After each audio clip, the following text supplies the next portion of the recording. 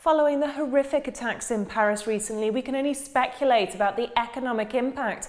Yet common sense dictates that there must be consequences for business. Joining me down the line is Professor Steve Hanke to discuss.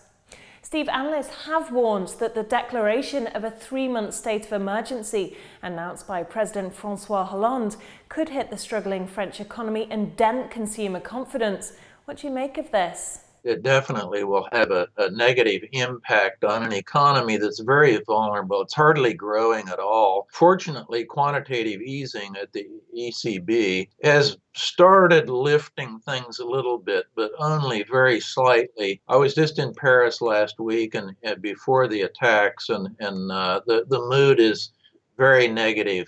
The business environment is terrible. And that was before the attacks. There was no discernible lasting economic impact from the attacks on Charlie Hebdo earlier this year.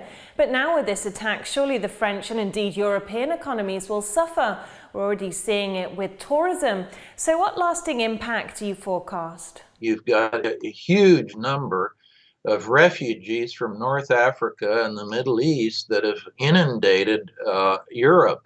And they really don't know what to do with them. They don't know their qualifications. They do know in sampling they've done that 80% of them have no education. So this great myth that somehow dumping a lot of people into an economy is going to raise its production is really pretty fanciful. So it's a different game than the Charlie Hebdo. We also have hardly come out of the Greek fiasco over the summer. So there are many question marks over Europe. I think Europe's in serious trouble.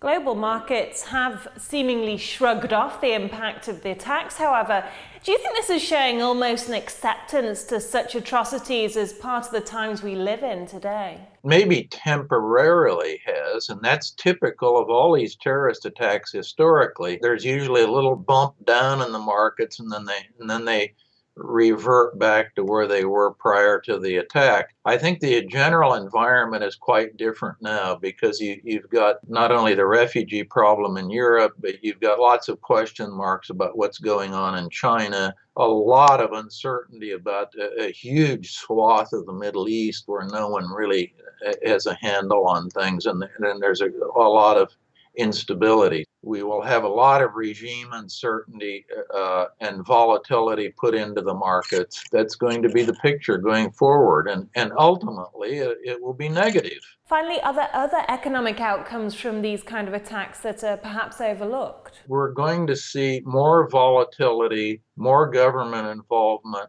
more uncertainty, and that's never good for investment. And we have had a slowdown in investment in the United States and Europe now, ever since really the Lehman collapse. Investment has never come back, and investment is the key to productivity and long-term growth and good jobs and good wages.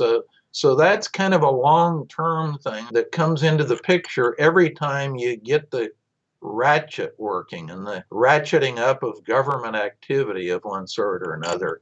It has a long-term, very negative impact. It's government uncertainty that's created a lack of opportunity in investment and a reticence of investors to be making investments long-term.